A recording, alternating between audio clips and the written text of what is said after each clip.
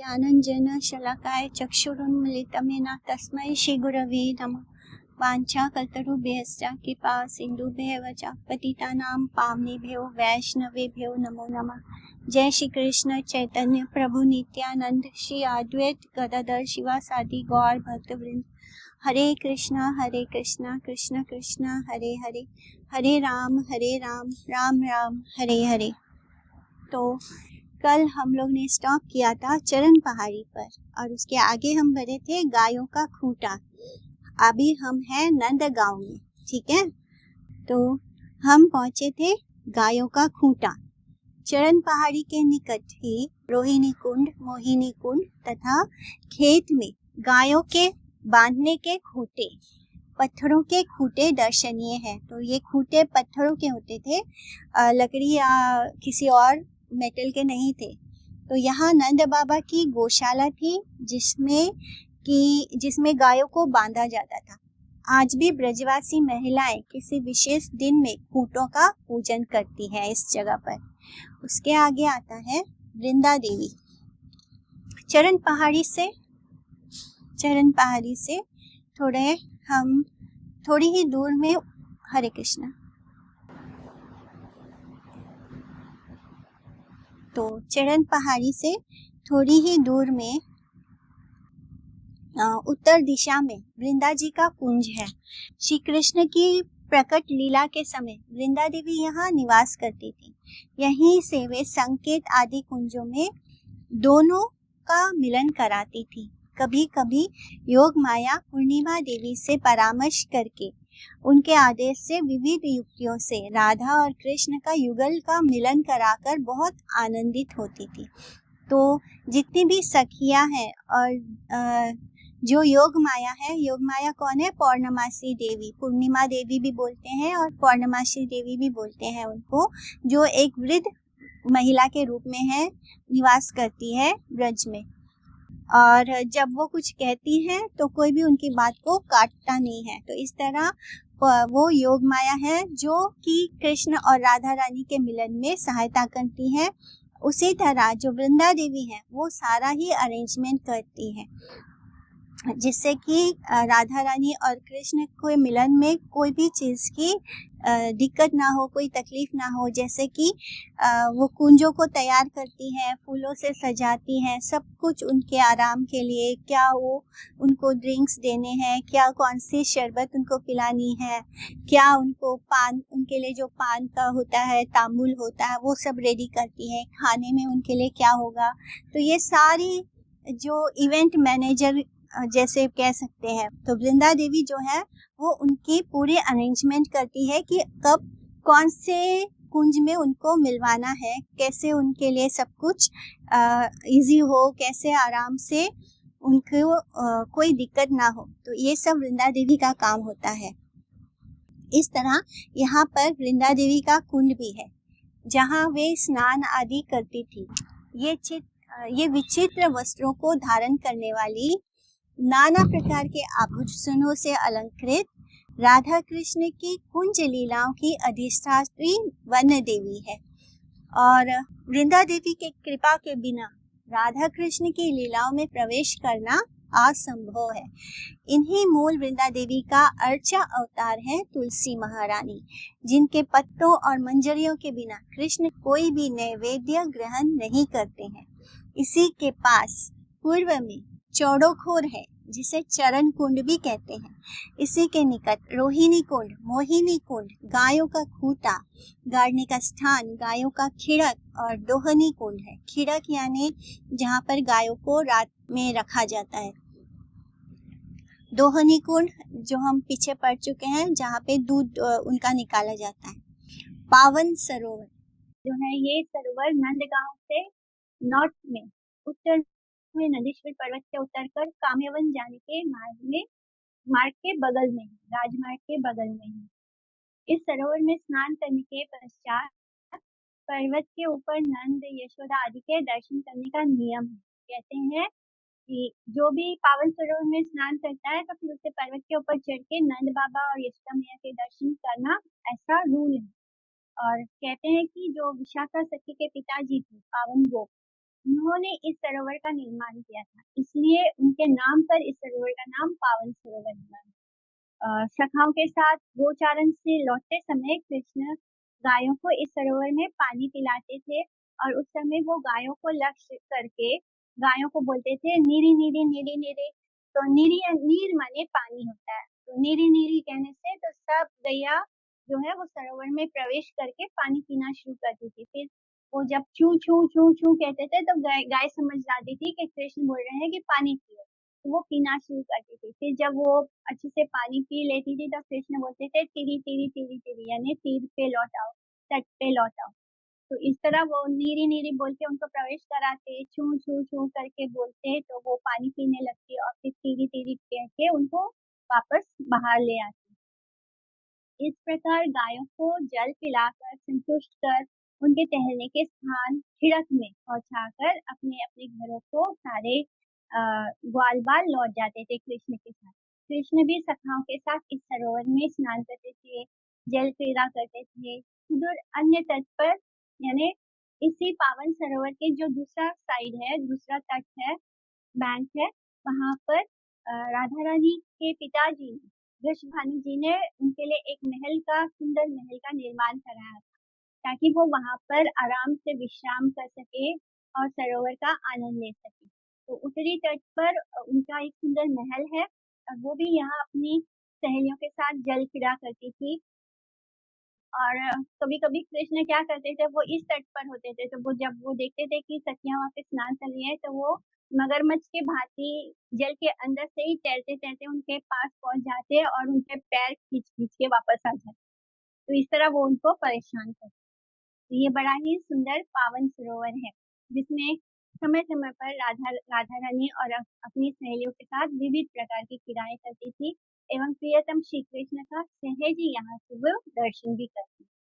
Next is भजन कुटी। सरोवर के दक्षिण पूर्व तट पर श्रीमान इसी सरोवर के दक्षिण पूर्व तट पर चैतन्य महाप्रभु के परिकर श्रीला सनातन गोस्वामी जी का भजन कुटी है।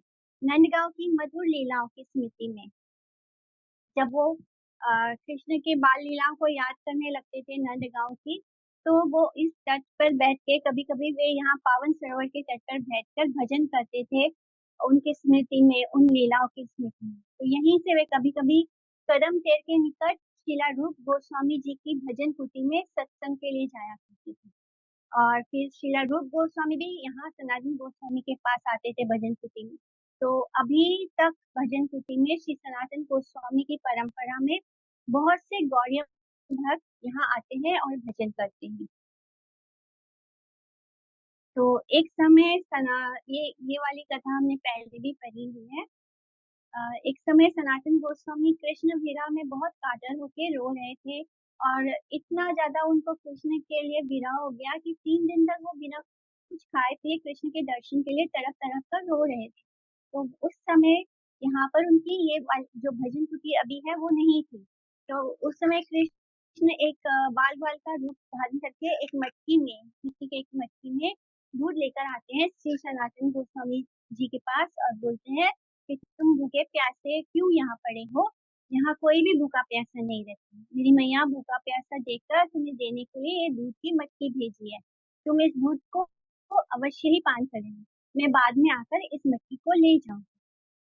और मेरी मैया ने ये भी बोला है कि तुम यहाँ पे कुटी बनाकर रहे, तुम्हें यहाँ पे कुटी बनाकर रहना चाहिए, तुम्हें जंगल में इस प्रकार पड़ा देखकर हम ब्रजवासियों को दुख होता है। तो ऐसा कह के वो बालक चला गया। फिर चले जाने के बाद सनातन गोस्वामी ने जब दूध पिया, तो वो दूध पीने के साथ उनको और भी ज्यादा उनके अंदर प्रेम जाग गया। कृष्ण प्रेम में वो और भी ज्यादा अधीर हो उठे और तथा हाँ कृष्ण कहकर मुझे दर्शन देकर भी वंचित कर दिया, ऐसे बोलकर पुकारने लगे। इस तरह वो विलाप करने लगे। तो कृष्ण ने आलक्षित रूप में उन्हें सांत्वना देकर किसी ब्रजवासी के द्वारा उसी स्थान पर एक भजन कुटी बनवा दी और वे वहीं रहकर भजन कुटी में भजन करने लगे। पास में ही पावन विहारी का दर्शन है, माने मंदिर है, जहाँ गांव के ब्रजवासी पावन सरोवर में सुबह सुबह जब स्नान करते हैं प्रातः काल में, तो वो स्नान करने के बाद पावन बिहारी जी के दर्शन करते हैं। और इसी प्रकार इसी के पास में उत्तरी तट पर नॉर्दर्न साइड में श्री वल्लभाचार्य जी का बैठक है, जहाँ पर वो श्रीमद् भागवत कथा करते थे। तो यहाँ पर उन्होंने 1 माह तक श्रीमद् भागवत का पारायण किया था। एंड पावन सरोवर के पश्चिम में कदम खंडी है। तो यहाँ पर कदम के वृक्ष बहुत ढेर सारे सुंदर कदम के वृक्ष हैं। यहाँ बहुरे कदम पुष्पों के मकरंद का पान कर चारों ओर मत होकर झंकार करती है। और यह कदम खंडी श्री बलदेव जी की विशेष प्यारी है। यानी दाऊ भैया को ये कदम खंडी बहुत प्रिय है, क्योंकि वे यहाँ पर अपने छोटे भाई कृष्ण और सखाओं के साथ बहुत तरह तरह के खेल खेलते थे। और ये अनूठी कदम खंडी कृष्ण और दाऊ जी की विविध तरह के अलग अलग तरह के खेलों की स्फूर्ति कराती है, उनकी याद दिलाती है कि ये अलग अलग तरह के वो खेल खेलते थे इस कदम खंडी। यहाँ पर बहुत सारे साधु आज भी भजन करते हैं। नेक्स्ट इज तड़ाक तीर्थ अथवा कुन्नाहर कुंड। ये पावन सरोवर के निकट उत्तर पूर्व में स्थित है। श्री पर्जन्य गोप जिनके पुत्र है नंद बाबा, श्री पर्जन्य गोप की आराधना स्थली है। पहले वे अपुत्र थे, यानी पहले उन्हें कोई पुत्र नहीं। तो देवर्षि नारद जी उनको मिलते हैं, उन्हें लक्ष्मी नारायण का मंत्र में दीक्षित करते हैं और उसके बाद उन्होंने अन्न जल परित्याग करके कठोर रूप में आराधना की थी। और वे त्रिसंध्या इस सरोवर में स्नान कर देवार्चन करते हुए अपने गुरु प्रदत्त मंत्र का जप करते थे। और कुछ दिनों के बाद उन्हें एक आकाशवाणी सुनाई दी थी कि हे पर्जन्य, तुम्हारे सर्वगुण संपन्न 5 पुत्र होंगे। उनमें जो मध्य पुत्र है नंद, उनके पुत्र के रूप में स्वयं भगवान श्री हरि जन्म ग्रहण करेंगे। और वे असुरों का ध्वंस करके उनका नाश करके विविध प्रकार की लीलाएं करेंगे। तो पर्जन्य के अन्न और जल को त्याग कर आराधना करने के कारण इस कुंड का नाम क्या हो गया? कुन्नाहर कुंड। कुन्नाहर का मतलब है अन्न जल त्याग। नेक्स्ट इज धोनी कुंड। धोनी कुंड यानी धोना। नांदगांव के उत्तर पश्चिम कोण में नंदीश्वर पर्वत के नीचे तथा पावन सरोवर के कुछ पास में ही यह कुंड स्थित है। दूध और दही के जो बर्तन होते थे उसको इसमें धोया जाता था, इसलिए इसका नाम धोनी कुंड था। नेक्स्ट इज मोतिया मुक्ता। मुक्ता कुंड की कथा हमने पहले भी सुनी है। तो उसमें प्रसंग बदल जाता है, यानी अलग अलग कल्प में लीला अलग अलग हो जाती है। नंदेश्वर तड़ाक के उत्तर में लगभग 1 मील पर मुक्ता कुंड अवस्थित। करील और पीलू के वृक्षों से परिवेष्टित बहुत ही रमणीय स्थान है। यानी वहाँ पे ढेर सारे करील और पीलू के वृक्ष हैं, जो बहुत ही सुंदर और बहुत अच्छा सुंदर लगता है वो स्थान इन वृक्षों के कारण। कृष्ण गोचारण के समय सखाओं के साथ इस कुंड में गायों को जल पिलाकर खुद भी जलपान करके विविध प्रकार के खेल करते थे, क्रीड़ा करते थे। और किसी समय कृष्ण ने यहाँ पर मुक्ताओं के यानी मोतियों की खेती प्रचुर रूप में मुक्ताएं पैदा की। तो अब ये दूसरी लीला है कि कैसे कृष्ण मोतियों की खेती करते हैं। जब कृष्ण ने पौगंड अवस्था पार कर किशोर अवस्था में प्रवेश किया, तो उस समय यशोदा मैया कृष्ण की सगाई के लिए चिंता करने लग गई। तो उनको वृषभानु महाराज की कन्या राधा रानी सर्वगुण संपन्न किशोरी बहुत पसंद थी। तो ये बात जो राधा रानी की माता जी है कीर्तिका जी को मालूम हुई।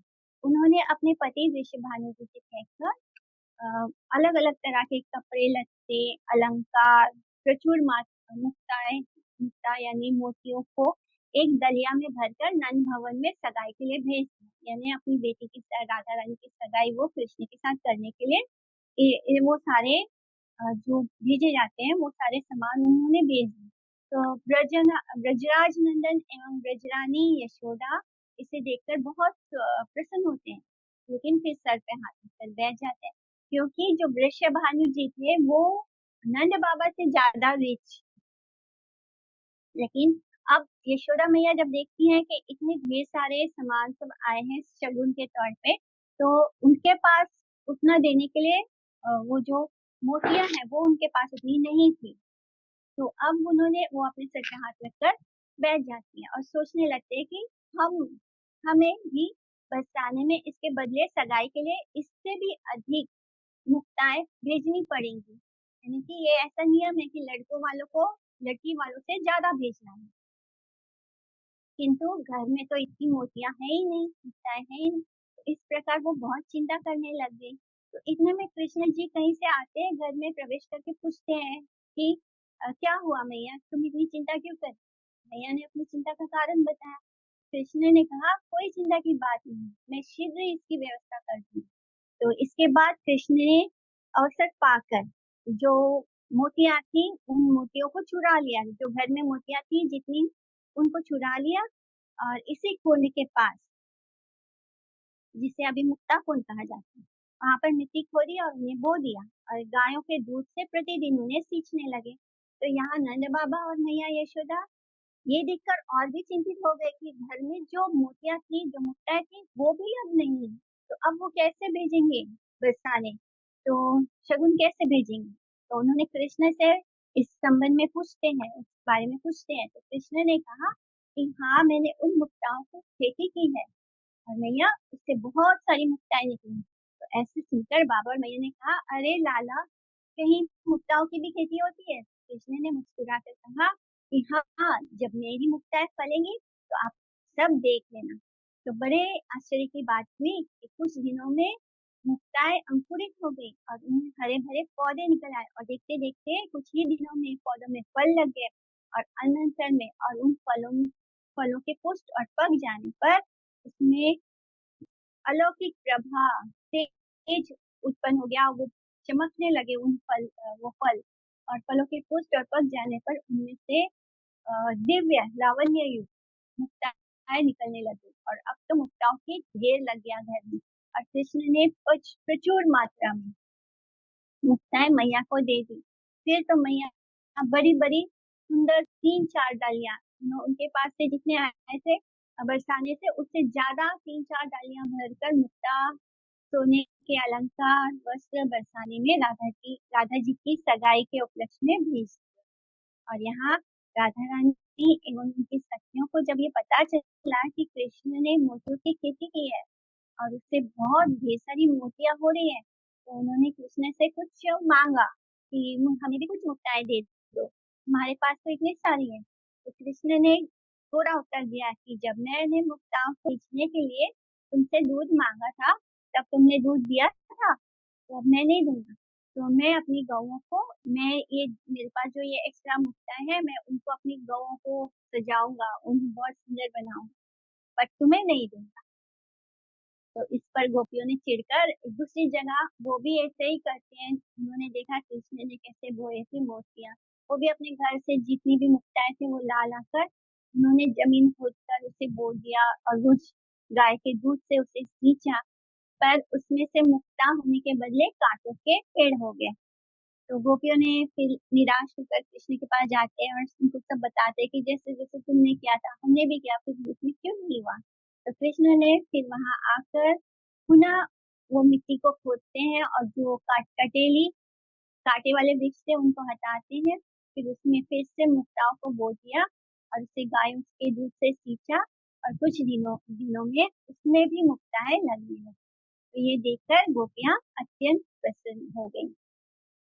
नेक्स्ट कुंड इज फुलवारी कुंड। मुक्ता कुंड के पास ही फुलवारी कुंड घने कदम के वृक्षों के बीच में स्थित है।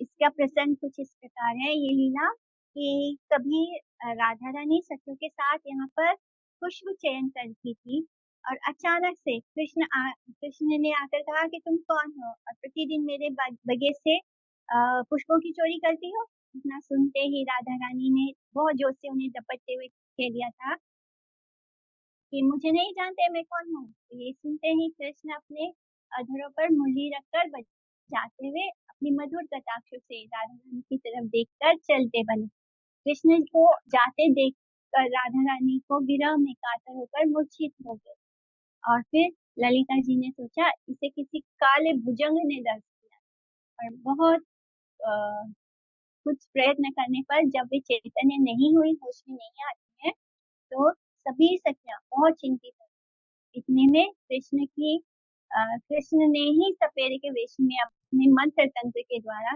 अब फिर पहले वो कृष्ण की बांसुरी सुनते हुए सुनती है और फिर कृष्ण बांसुरी बजाते हुए उनकी तरफ देखते देखते वहां से निकल जाते हैं। कृष्ण चले जाते हैं तो राधा रानी को उनसे विरह होता है और फिर वो बेहोश हो जाती है।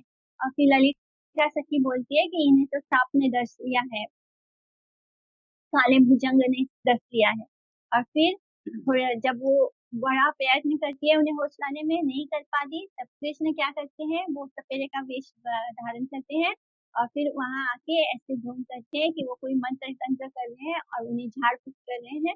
और फिर श्रीमती के कान में बोलते हैं, मैं आ गया हूँ, मैं आ गया हूँ, देखो तो सही। तो यह सुनते ही, ये सुना ही था कि राधा रानी तुरंत उठकर बैठ गई तथा कृष्ण को पास ही देखकर मुस्कुराने लगी।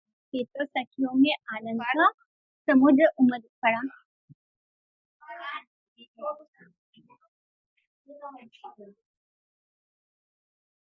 तो इस तरह सारी सखियां बहुत खुश हो गई, आनंद में। तो ये लीला यहाँ पर हुई थी फुलवारी कुंज में। साहसी कुंज, फुलवारी कुंज से थोड़ी दूर पे पूर्व दिशा में विलासवत है और उसके पूर्व में साहसी कुंज। यहाँ सखियां राधा रानी को ढाढ़स बंधाती हुई उनको कृष्ण से मिलन कराती थी। और पारसी वृक्ष पर सुंदर झूला डालकर सखियां श्री राधा और कृष्ण को मल्हार आदि रागों में गायन करती वे उन्हें झूला झुलाती थी। और कभी कभी कृष्ण यहाँ राधा रानी के साथ मिलने के लिए आते थे और उनके साथ विलास करते थे। ये इस साहसी कुंज का नामांतर सारसी कुंज भी है। पहले नाम साहसी कुंज था ओरिजिनल, के बाद धीरे धीरे वो सारसी कुंज भी हो गया।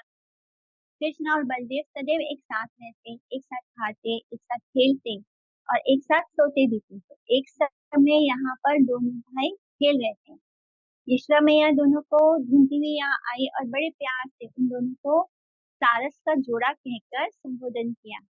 तब से इस कुंज का नाम सारस कुंज हो गया। उन्हें यशोदा मैया ने सारस का जोड़ा कहा था, कृष्ण और बलराम। तो इसके पास ही अगल बगल में श्याम पीपरी कुंज, बटकदम और क्यारी बटकुंज आदि बहुत से कुंज हैं। यहाँ वट वृक्षों की क्यारी थी। तेर कदम, रासमंडल वेदी। तो अब हम तेर कदम पे पहुंचते हैं। तेर कदम बहुत फेमस है जहाँ पे कृष्ण अपनी गैया को बुलाते थे। नंदगांव और जावट के ठीक बीच में तेर कदम स्थित है। रासस्थली होने के कारण यहाँ रासमंडल वेदी भी है। और कृष्ण गोचारण के समय तीसरे पहर में इस कदम वृक्ष के ऊपर चढ़कर अपनी मुरली के द्वारा कृष्ण अपनी मुरली बजाते थे। तो मुरली की धुन इस तरह बजती थी कि वो गैया का नाम पुकारती थी मुरली। तो मुरली के द्वारा श्यामली, धौली, पीताम्बरी, कालिंदी आदि प्रिय गायों को तैरते अर्थात तेर कदम में तैरना मतलब पुकारना होता है। तो इस तरह वो गायों को तैरते थे अर्थात पुकारते थे। उनकी बंसी की तेर को सुनकर सारी गायें झट से वहां उपस्थित हो जाती थी। कृष्ण अपनी मणि माला के ऊपर, उनके पास एक मणियों की माला थी जिसके ऊपर वो अपनी गायों की संख्या को काउंट करते थे। और दो एक बाकी रहने पर अगर कुछ एक दो गाय कम होती थी तो उन्हें उन गायों का नाम लेकर पुकारते। उनके पास लाखों गैया थी और उन सब गैयों का नाम कृष्ण को पता था और उनकी बंसी की धुन हर गाय का नाम पुकारती थी। और जब कोई नहीं लौटती थी तब उन्हें पता होता था कि कौन सी गैया नहीं लौटी है, फिर उन्हें बजाकर वो पुकारते थे। इस प्रकार जब सारी गायें एकत्रित हो जाती तब उन्हें लेकर अपने घर की ओर प्रस्थान करते थे। और फिर कभी कभी पूर्णिमा के छिटकते हुए प्रकाशपूर्ण रात्रि काल में यहाँ स्थित कदम वृक्ष के ऊपर चढ़कर बंसी द्वारा सखियों का नाम ले लेकर पुकारते।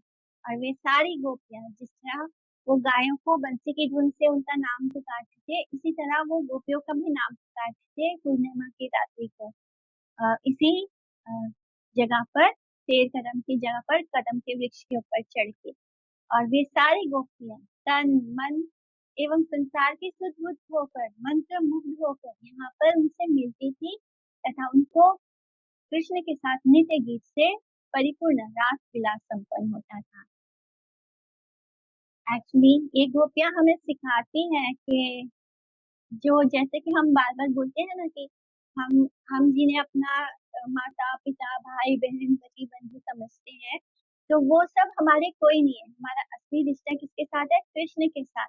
तो ये सब माया के द्वारा रचित है, यानी ये देह, ये जो हमारा शरीर है, ये जो हम 84 लाख योनि, ये सब कुछ माया के द्वारा रचित है, क्योंकि हम भोग करना चाहते थे। तो इसलिए ये जो गोपियां हैं ये हमें सिखलाती हैं, क्योंकि जब इनके बच्चे, इनके पति, ये सब जब कृष्ण इनको पुकारते हैं तो ये सब कुछ छोड़कर उनके पास चली जाती है। इन्हें कोई सुध-बुध माने किसी की चिंता नहीं करती कि ये मेरा पुत्र है या मेरा बच्चा है, या वो कुछ तो दूध पिलाते पिलाते भी शिशुओं को छोड़कर निकल जाती थी। माने ये सब कुछ माया है, जो हम जिनको अपना मान रहे हैं वो सब माया है। हमें जब कृष्ण के पास जाना हो तो हमें सब कुछ छोड़कर कृष्ण को एक्सेप्ट करना है। तो ये गोपी भाव है। इसलिए भी इस स्थल को कदम तेर कहते हैं, क्योंकि वो यहाँ पे रासथली में कृष्ण गोपियों को पुकारते थे, इसलिए तेर देते थे। यहाँ पर बहुत से कदम के वृक्ष थे, किंतु वर्षा का पानी भरा रहने के कारण सारे कदम के वृक्ष अंतर्धान हो गए, यानी बारिश के पानी यहाँ पे हमेशा भरा रहता है, जिससे कि अब वहाँ पे कदम के वृक्ष नहीं दिखाई देते। समय समय पर यहाँ पर भजन करने वाले संत महात्मा लोग यहाँ कदम के वृक्ष लगाते आए हैं। हर बार वो कदम के वृक्ष यहाँ पे लगाते रहते हैं, जो संत महात्मा यहाँ आते हैं।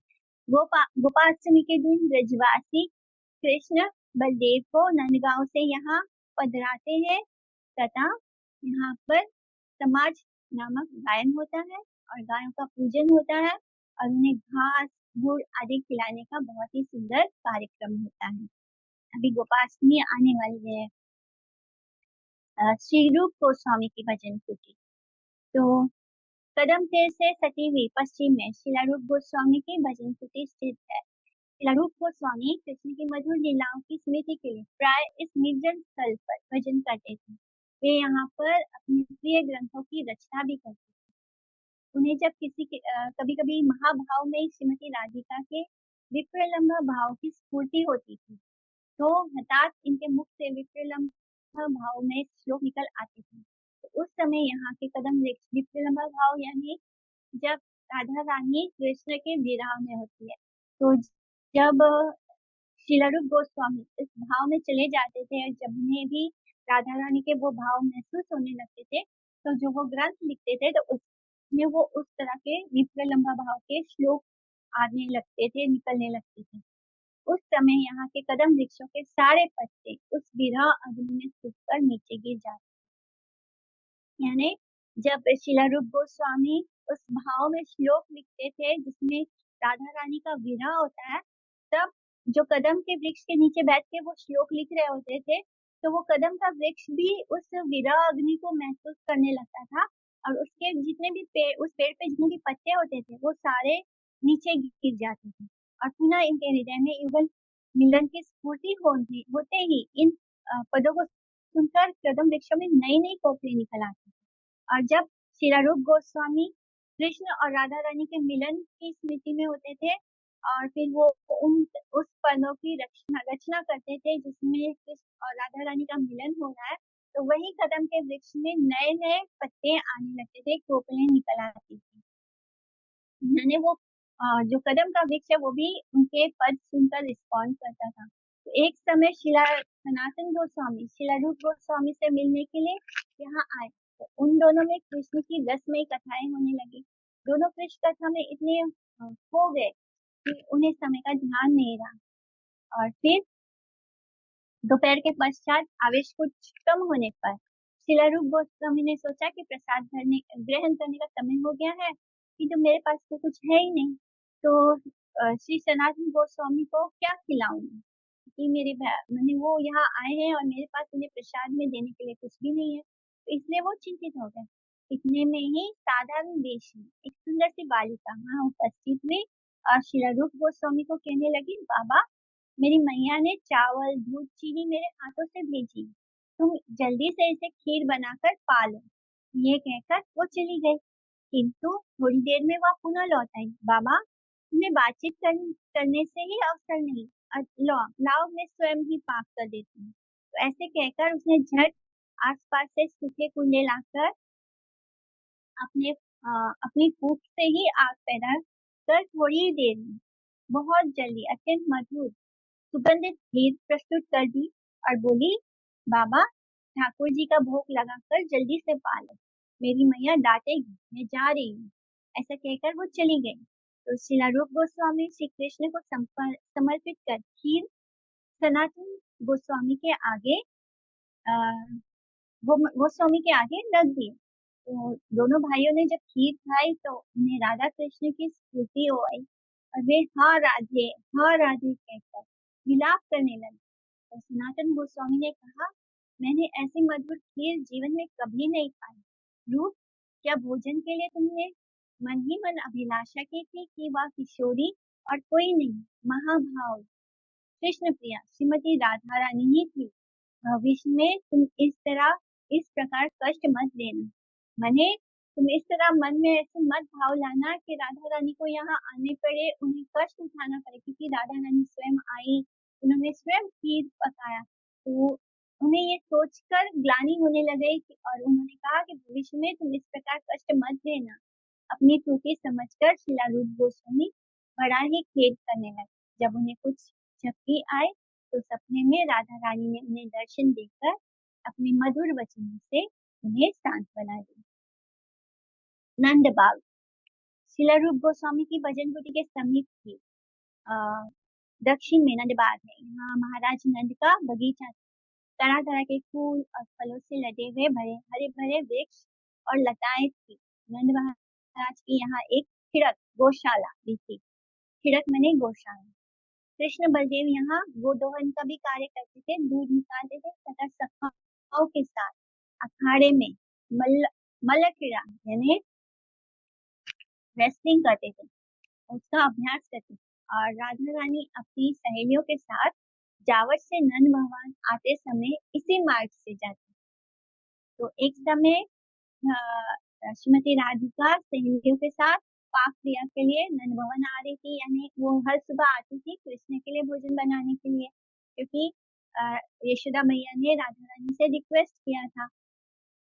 एंड उनको ये वरदान भी मिला था राधा रानी को कि उनके हाथ से जो भोजन बनेगा उसको पाने के बाद मैंने उस व्यक्ति की आयु बढ़ेगी। तो दुर्वासा ऋषि ने राधा रानी की सेवा से प्रसन्न होकर उन्हें ये वरदान दिया। तो यहाँ आने से पूर्व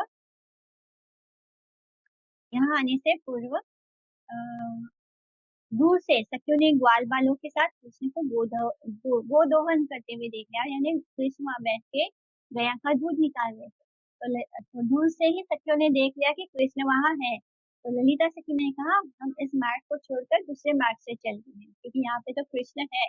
तो ब्रज का लंपट चूड़ामणि गोदोहन करते हुए कृष्ण नयनों से हमारी ओर देख रहा है, यानी वो धोते हुए भी हमारी ओर ही देख रहा है। वह कुछ ना कुछ छेड़खानी जरूर करेगा। हम कुछ घूम कर दूसरे रास्ते से चलते हैं। किंतु राधा रानी ने कहा, वह लंपट क्या कर ले, हम निर्भय होकर इसी रास्ते से चलेंगे। तो ऐसे कहकर सखियों के साथ वे इसी मार्ग से चले। जब वे आगे की ओर अत्यंत निकट आ गए, जहाँ पे कृष्ण बैठ के गोदोहन कर रहे थे, दूध निकाल रहे थे, तो वे राधा रानी के मुखमंडल पर दूध निकालते निकालते गाय के तन से उनकी तरफ मोड़ दिया और दूध की ऐसी धार मारी जिससे कि राधा रानी का सारा चेहरा मुखमंडल दूधमय हो गया। फिर तो सखा और सखियों ने आनंद में ही हिलोरे उठने लगी और सभी हंसने लगे। राधा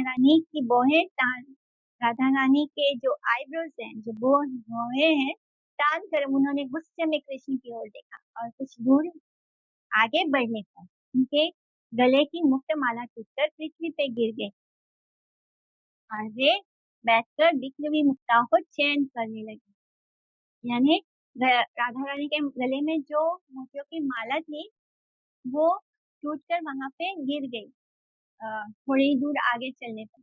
और फिर वो राधा रानी वहां बैठकर उन मालाओं को बीनना शुरू कर दी। एक एक मोतियों की माला वो उठा रही थी, मोतियां उठा रही थी, और सखियों ने मन ही मन राधा रानी का भाव भाप लिया कि मुक्ता चैन के बहाने वे प्रियतम का कुछ क्षण के लिए दर्शन करना चाहती। यानी राधा रानी कैसे सबसे छुप कर उन्होंने खुद ही अपनी मोतियों की माला तोड़ दी थी ताकि वो मोती टूट के बिखर जाए जमीन पर, जिससे कि उन्हें और समय कृष्ण के दर्शन को प्राप्त हो जाए। तो वो एक एक मोती वहां से बिन के उठा रही हैं और उतना समय उनके पास था कृष्ण के दर्शन करने के लिए। शिला रूप गोस्वामी ने इन सब लीला कृत्यों को अपने उज्जवल नीलमणि आदि ग्रंथ में गागर में सागर के भांति संजो कर रखा है। आशीषेश्वर महादेव। नंदबाग से ठीक पूर्व में थोड़ी दूर पर ही आशीषेश्वर महादेव एवं आशीषेश्वर कुंड है। यहाँ स्नान कर पर्जन्य महाराज जी ने सर्व प्रकार की मनोकामनाओं को पूर्ण करने वाले आशीषेश्वर महादेव की आराधना करते थे। और जो नंद बाबा के पिताजी थे पर्जन्य महाराज, और थोड़ी सी आराधना के द्वारा ही प्रसन्न होकर मनोवांछित आशीर्वाद प्रदान करते थे, यानी महादेव आशीश्वर महादेव। इसलिए इनको आशीषेश्वर महादेव कहते हैं। ये आशीष देने वाले, बहुत जल्दी थोड़ा सा भी कुछ पूजा आराधना करो तो वो बहुत जल्दी प्रसन्न हो जाते हैं। तो कोई कोई ब्रजवासी ऐसे भी कहते हैं कि इन्हीं के आशीष से, इनके ही आशीर्वाद से पर्जन्य महाराज को सर्वगुण संपन्न 5 पुत्र और श्री कृष्ण जैसे सर्वगुण संपन्न पौत्र की प्राप्ति हुई थी। नेक्स्ट इज जल विहार कुंड। आशीश्वर कुंड के पश्चिम में जल विहार कुंड है, जहाँ कृष्ण सखाओं के साथ जल विहार करते थे। योगिया स्थल। कृष्ण कुंड के उत्तर पूर्व में स्थित वृक्ष और लताओं से परिवेष्टित या एक मनोरम स्थान है, बहुत सुंदर स्थान।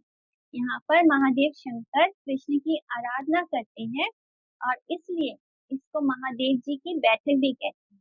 कृष्ण का दर्शन पाने के लिए वे ब्रज में पागल से होकर इधर उधर डोल रहे थे, किंतु बहुत चेष्टा करने पर भी इनको कृष्ण का दर्शन नहीं हो पा रहा था। तो क्योंकि कृष्ण कभी सोते रहते तो कभी यशोदा मैया का स्तनपान करते रहते, तो इसलिए उनको मौका ही नहीं मिल रहा था कि वो कब कृष्ण के दर्शन करें। तो विशेषकर माँ यशोदा जटाजूट धारण किए, सर्पों की माला पहने, बैल का सवारी किए त्रिशूलधारी विचित्र वेश वाले जोगी को देखकर कहीं मेरे बालक को बुरी नजर ना लग जाए, ये सोचकर वो बालकृष्ण का दर्शन इसलिए बालकृष्ण का दर्शन कराना भी चाहती थी। मैंने जब वो देखती है कि एक जोगी आया है जिसने गले में सर्प पहना है, जिसकी जटा है, जिसने जो बैल की सवारी कर रहा है, जिसके हाथ में त्रिशूल है, उन्हें लगता कि कहीं मेरे बालक को नजर ना लग जाए, और फिर उनको एक बार लगता कि नहीं, मुझे इनके दर्शन करा देना चाहिए। तो अंत में हार कर यहीं पर आसन लगाकर शिव जी ने अलख जगाई, अर्थात डमरू बजाते हुए जोर जोर से अलख निरंजन गाने। तो वे जितने जोर से अलख निरंजन कहते हुए डमरू बजाते, नंद भवन में बाल कृष्ण उतने जोर से रोना शुरू कर दे। ये यहाँ पे बैठ के अलग निरंजन करते और वहाँ कृष्ण इतने जोर से रोना शुरू कर। तो ना डमरू बजना थम रहा था और ना कृष्ण का क्रंदन ही थम रहा था। तो अंत में सयानी वृद्ध गोपियों ने यशोदा जी को परामर्श दिया, सलाह दिया कि हो ना हो या उसी जोगी की करतूत है, वह निश्चित ही वहां बैठ के कोई मंत्र जानता है, इसलिए क्यों ना उस जोगी को बुलाकर बच्चे को शांत किया जाए। तो गोपियों के सलाह देने पर जो वृद्ध गोपियां थी उनमें शिव रूपी योगी के पास आई और उनसे बोली, अरे जोगी, नंद रानी यशोमती तुम्हें नंद भवन बुला रही, चलो। तो इतना सुनते ही शंकर जी बहुत आनंदित हो गए और फिर वो नंद भवन पधारते हैं और वहां उन्होंने राई नमक हाथों में लेकर बाल कृष्ण के सिर पर स्पर्श करके उनको आशीर्वाद दिया। तो राई नमक हम यूज करते हैं नजर उतारने के लिए भी, तो राई और नमक उन्होंने अपने हाथों में लिया, श्री कृष्ण के माथे पे स्पर्श किया और फिर शंकर के हाथों का स्पर्श पाते ही नंद लाला का रुदन रुक गया और वे हंस कर किरकारी मारने लगे। उनकी आश्चर्यजनक महिमा देखकर नंदनानी जो है वो बहुत खुश हो गई यशोदा मैया, और अपनी मोतियों की माला उन्होंने उन्हें दान में दी और जोगी से बोली, जोगी तुम इसे नंद होने रहो और जब जब मेरा लाला रोए तब तब दर्शन देकर उसे शांत करते रहना। तो सूरदास ने इस विषय का अपने पद में बहुत ही भावपूर्ण वर्णन किया है कि सूरदास जी ने इसको लिखा है। चल रे जोगी नंद भवन में, यशोमती तो ही बुलावे, लटकत लटकत शंकर आवे, मन में मोट बढ़ावे। नंद भवन में आयो जोगी, राई नोन कर लीनो। राई एंड नोन मीन्स राई, मस्टर्ड एंड सॉल्ट। राई नोन कर लीनो। बार फेर लाला के ऊपर, हाथ शीश पर दीनो। बिठा भई अब दूर बदन की, तिलक उठे नंद लाला। खुशी भई नंद ज्योति रानी, दीनी मोतियन की माला। रहु रे जोगी नंद भवन में, ब्रज को बासो कीजिए। जब जब मेरो लाला रोवे, तब तब दर्शन दीजिए। तुम तो जोगी परम मनोहर, तुमको वेद बखाने। शिव बोले, बूढ़ो बाबा नाम हमारो, सुर श्याम मोहि जाने। तो इस तरह बहुत सुंदर पद लिखा है सूरदास जी ने।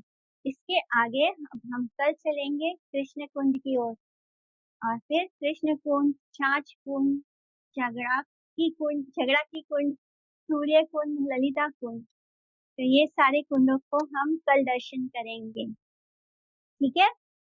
वांछा कल्पतरुभ्यश्च कृपा सिन्धुभ्यैव च पतितानां पावनेभ्यो वैष्णवेभ्यो नमो नमः। आप सभी को दंडवत प्रणाम। हरे कृष्णा।